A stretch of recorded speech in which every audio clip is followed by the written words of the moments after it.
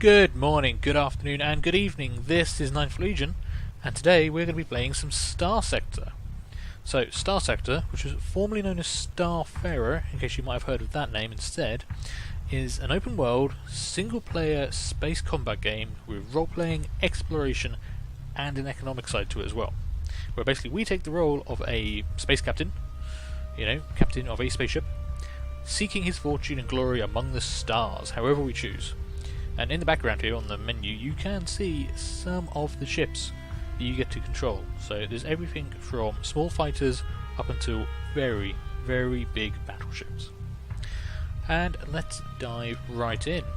So we are going to be a new captain. We're going to call ourselves NL, for what I would hope are obvious reasons. So, we've started off with 2,000 credits as kind of a bare minimum. That's what every character gets, I believe. So over the last cycle, you've been making your living as... What have we been doing for the last cycle? Have we been an honest trader, a smuggler, or a bounty hunter? Well, I've been watching a lot of Firefly recently, and I think we've possibly been doing a little bit of smuggling recently. Which means we get a Hound class frigate, 15 crew, 20 supplies, and 20 fuel. More recently, we've finished a lucrative smuggling run, got your hands on some high-value cargo, or acquired some high-end weaponry. Well, I don't know, I've been feeling pretty lucky lately, so I think I've just finished a lucrative smuggling run. Which gives us another 4,000 credits. All in all, your luck has been, well, better than one might expect, and that is the easiest start. Now, I'll be honest, I have played this game before, but not for a long time. It's actually been in development since 2010, and development is ongoing now. But updates are fairly frequent. There's a lot of new stuff in this game. I think better than one might expect is a promising start. So that gave us a Mule class combat freighter, 50 crew, 20 supplies, 20 fuel, and 10,000 credits. Wow, that's pretty good. And now skills. So the skills you've acquired over the last cycle were driven by your needs at the time, or learned with some thought towards the future. Let's go with manual assignment, and we can look at the skills menu. So we've got 2 aptitude and 4 skill points to spend. So here we go, this is us. Lovely facial scarring going on there. We've got 2 aptitude points and 4 skill points. So, the way this works is aptitude in one of these 4 things: combat, leadership, technology, or industry. So basically combat governs skills directly related to ship combat. Leadership governs skills concerned with leading ships and crews into battle. Because we're not just commanding the ship that we fly ourselves, we can have a whole fleet, hence why we've got more than one ship at the start.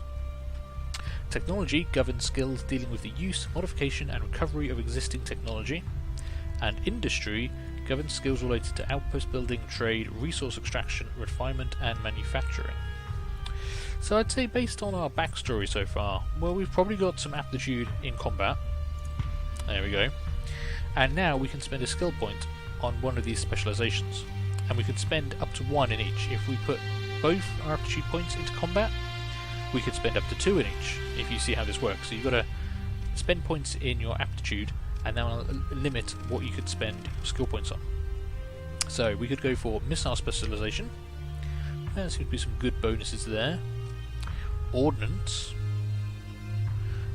Reduce the support profile of weapon systems and increase their combat performance. That does sound interesting. Damage control. That could always be useful. Target analysis. Interesting. Precision fire. Evasive action. Okay. Helmsmanship.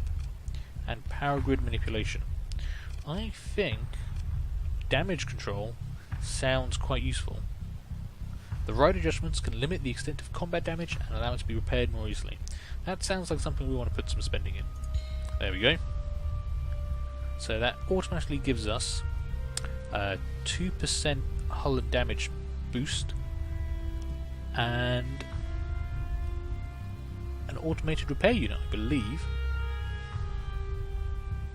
Now, unfortunately, we can't put a second skill point into there because our aptitude level has been reached. However, if we increase the aptitude, there we go, I could now increase that to level 2. But I think we're probably going to want something a bit more combat orientated. So we've got damage control, which is a good start, but let's increase our weapon damage as well. There we go, that's 2% extra weapon damage. Now, our last 2 aptitude points I'm probably going to put into leadership. We'll put... Oh, sorry, hang on. Oh no, we only had 2 aptitude points. I've made a mistake already.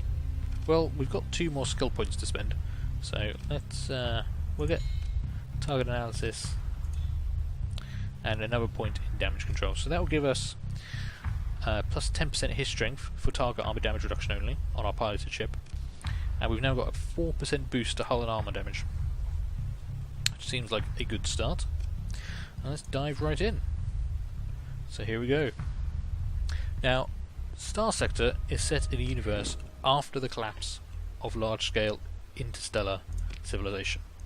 There was once a huge starfaring civilization, but unfortunately it has largely collapsed, and there's now lots of independent worlds struggling to keep from the brink of falling into anarchy and darkness. So immediately you can see we've got a planet here, Jangala, the jungle world, and there's quite a lot of information behind all of these. We've also got Jangala Station, so it has an orbiting megacity, naval yard and port. There's also a relay station here, which is basically a communications array, and we can interact with pretty much all of these. Now, there's also other fleets. There's a Luddic Church trade fleet, which is neutral to us. Hegemony trade fleet, which is neutral to us. Hegemony patrols, Hegemony fast pickets. There's a lot going on around here. We've also got a jump gate, Jangala Gate, which can lead us into hyperspace. And from hyperspace, we can go anywhere in the universe. Well, not quite. The actual universe is a tad limited at the moment. This is the map of the system we are in at the moment. As you can see, we are currently orbiting here. There's Barad over here. These red markers are predominantly pirate ships, I believe. There's a pirate station there as well.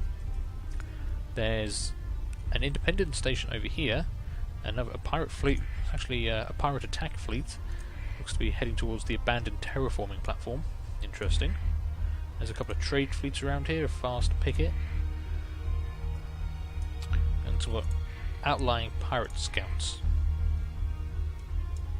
There looks to be another jump point down here as well, that's interesting.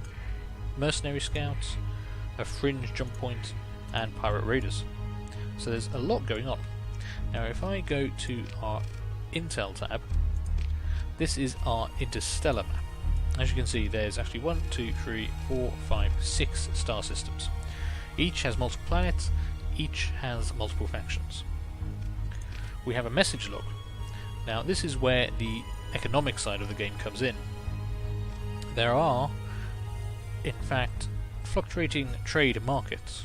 So we will receive information on local price updates, bounty offers, and indeed food shortages. So there is a food shortage on Ratatosk, and that's in the Valhalla star system. So they need approximately 1,000 units of food to end their shortage. Now that, for us, might be a very good place to start. If we have a look at our fleet, we have got 2 ships. We've got the ISS Divine Will and the ISS Acer 3. Now this is our combat freighter, and this is our Hound class frigate, if I'm right. We have a look at refit, yeah. So obviously it's warning us that refitting in deep space is probably a terrible idea. There we go. So yeah, the Divine Will is a Hound class custom combat freighter. It's a very small freighter, but it comes quite well equipped. We have an assault chain gun, which is a medium mount ballistic assault weapon, and we also have a rear-facing light dual machine gun. You'll notice the fireworks here. So the assault chain gun has a very limited range of fire, while the light dual machine gun basically covers our rear, and is primarily used for point defense. Now we also have the Acer Mule class custom combat freighter, and this is actually quite well armed. It's got 3 light machine guns covering pretty much everything, and it's also got some Salamander MRMs, which are missiles which home in on the target's engines and disable them with a powerful EMP burst. That's pretty good. So it looks like they come with a couple of shots each. I think they've got 5 shots each, which is pretty good. And we can change these as we want. We can, if we had purchased some new weapons, we could choose to put them away, sell them, and replace them with something else. But for the time being, I'm quite happy with that actually. Not going to complain too much. As a starting fleet, I think that's pretty good. So if we close that down, so let's go back to our intel. So Valhalla, where is Valhalla? We're in Corvus, Valhalla is up here, and they've got a food shortage on Ratatosk. Well, I think we might want to try and do something about that. Let's help those poor people, and you know, maybe see if we can make some money. So let's head to the planet and engage in some trading.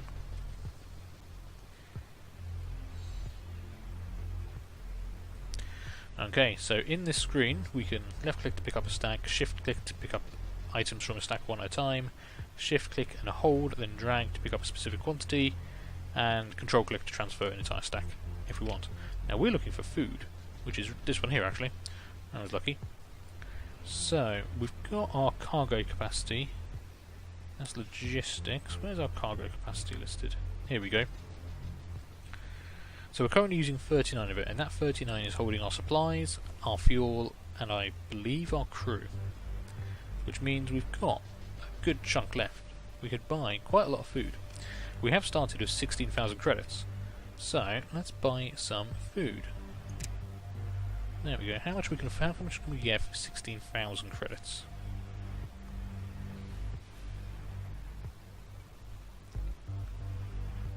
Quite a lot. And you can see in the bottom left there that uses 318 of our space. There we go. So we're putting all of our money into this one venture. There we go. 279 units of food. Confirm. So, now that we're fully equipped with our food, we can leave this station and we can head straight for this jump point.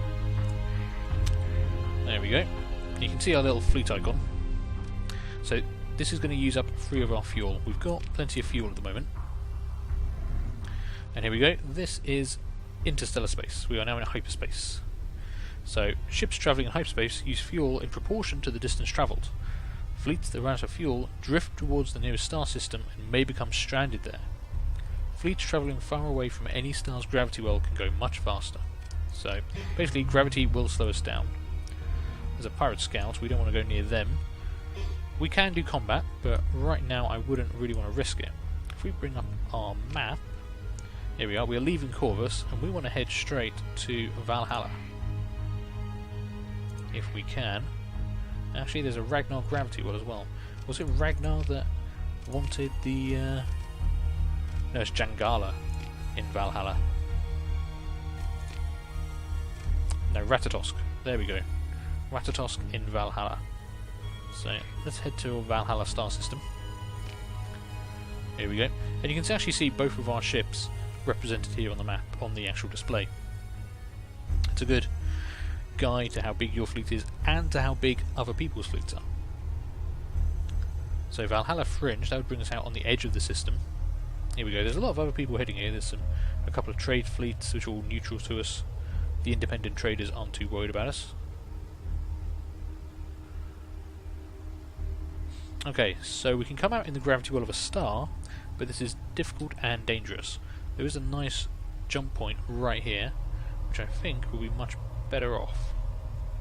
And also there's some gas giants, which they often provide a deep enough gravity well to provide a one-way exit from hyperspace. So you can get out of hyperspace, but you probably can't enter hyperspace from the gravity well of these gas giants. Let's use the gate. Not sure where the planet is in relation to stuff. So we're going to have to find out. There we go. Jump back into the map. Now, we were heading to Ratatosk, which is up here. And actually, in fact, that's actually brought us out very close to it. And the system looks fairly quiet. There's only one major pirate fleet here. A pirate armada. That actually sounds quite threatening, but I think we're going to be okay. So, who are these guys? A Syndrian Dictat trade fleet. Okay. Well, let's head for... Ratatosk is the moon. The planet is Yggdrasil. We want to head for Ratatosk. I'm probably butchering these names, by the way. I do realise that. There's just not that much I can do. Lots of independent traders around. Food shortage on Scaffi is over. That might not be that good. Hopefully we get there before someone else solves the food crisis for us. Food shortage on Ratatosk, relief sent from Sindria. So, that tells us a couple of things here. Not only is there food on its way, so if we wanted to actually try and help this planet and make a bit of a profit ourselves, we'd have to do it quickly. It also tells us that a fleet has left that system. A big trade fleet carrying lots of food, and possibly other items, which we, possibly could want to intercept. So here we go, Ratatosk. Let's dock and trade. Now, bear in mind this cost us 16,000 credits, essentially. If we was to sell the entire stack... Wow. They are willing to buy it for 70,000 credits. Good lord, they are desperate for food. They actually only had one item of food here when we arrived. Now, there's a 30% trade tariff, which I believe we can affect if we were to improve relations with this culture, this civilization. But even so, we still receive, and bear in mind this was an outlay of 16,000 credits, we're going to receive 48,742 credits in return. That is pretty good. I'm not going to complain about that. So we will confirm. There we go. And there we go, 49,000 credits available to us. That is pretty good. And that's cost us almost nothing. So, what else could we buy here, really? I mean, we've got a lot of money. Do they have anything in abundance they might want to sell? No, not really. This planet is pretty dire. They buy and sell ships? Do they have any ships for us to buy? They do. They've got a tanker, help us carry lots of fuel if we want to travel a long way. We've got a tug. We've got another combat freighter, 18,720 credits. I don't think we need another ship right now. Certainly we've turned a decent profit off our two ships, so we can leave that alone, I think. We don't need to refit anything. If we wanted to apply new components, we could do. But let's leave. So what is this place? Ratatosk. A lifeless and barren moon of rocky silicates with a wisp of atmosphere that incandesces faintly when struck by Yggdrasil's radiation belts. Most of the sprinkling of domed cities remain abandoned since the collapse, which is where the interstellar civilization fell apart. Though recent hegemony strategic policy has encouraged re-industrialization and settlement, especially by veterans. Crew and workers on leave from the nearby Ragnarok complex and Tritac projects supports a rowdy nightlife and black market. Interesting. So actually there's a black market here apparently. Oh, okay, so yes, we do have the open market, which is what we're looking at here. And there is also a black market, so apparently this place has a thriving black market. Okay, well, yeah, they've got lots of... The black market has lots of food. Yeah, the black market has a lot of stuff, actually. I was wondering if we could make a quick buck by buying from the black market and selling again, but that would be a bit too obvious. So it looks like they've got a few more weapon systems here. And see, these are some of the guns you can buy, and there's a huge amount of weapons in here. Energy weapons, kinetic weapons, autocannons, missile launchers, mortars. It's crazy. There's a lot of optimization and customization to be had. And this tells us a little bit about the marking conditions here. So you've got uninhabitable world, population 40,000 I would guess from that. Yeah, 4 tens of thousands. So frontier world, lots of organised crime. vice demand, so if we had contraband to sell, like drugs or possibly even exotic alcohol, that could be a place to sell it. Heavy industrial blueprints. Okay, so they've got some kind of auto factory. Ore refinery. And yes, obviously there is a food shortage, which has reduced the stability, which is actually at 0 now. And food prices have increased by 200 credits. We bought them for about 50 credits, so that's pretty massive. So there we go, that was our first look at Starfarer, and a fairly successful one. We made quite a lot of money there, really. Is there anything else we want to look at in this system? I mean, we're fairly close to a jump point, so we can't just head straight back to Corvus. We could even try and do a second run, see if we can see just how much money we could make. Now, there are lots of different factions in here as well, and I'm just wondering, there's 2 fleets there that were...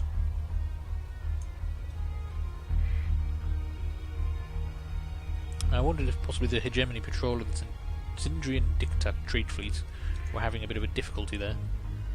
Different factions will fight against each other, so all these fleets you see around you, they are, in fact, you know, living entities.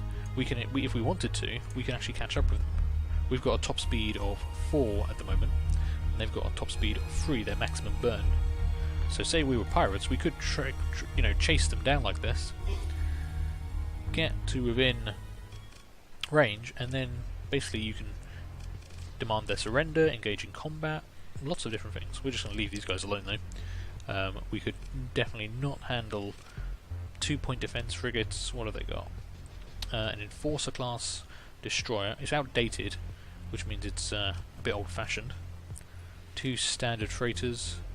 3 standard freighters in 2 different classes. So that's quite a big fleet. We'll just leave those guys alone. But yeah, we could turn pirate and prey on the civilians. We could work closely with one of the factions, say the Hegemony. Ooh. Okay. So we've had some kind of event here. Okay, so the relationship with the Hegemony has improved by 2, so it's currently a 3 out of 100. But unfortunately, the Tritakian Corporation are a bit annoyed at us, actually. They are now hostile to us. Oh no, they're not. They're neutral to us. Sorry, the Tritakian Corporation is hostile to the Hegemony, and they are also disappointed with us. Neutral, 8 out of 100. Apparently, if I read that pop-up correctly, that was due to us. Yeah. So because we traded with a Hegemony planet, the Tritakian Corporation, which is fighting with the Hegemony, has reduced their opinion of us by 8, which is a bit alarming. But I suppose you can't make your way in the world without making enemies. So I'm going to call this episode here. Hopefully that was enjoyable for you guys. I hope you liked what you saw. We'll definitely be taking a much longer look at Starsector over the next couple of weeks. I plan to put several hours into this game. So anyway, thanks for watching. Leave a like, leave a comment, and feel free to subscribe, and hopefully I'll see you later. Bye!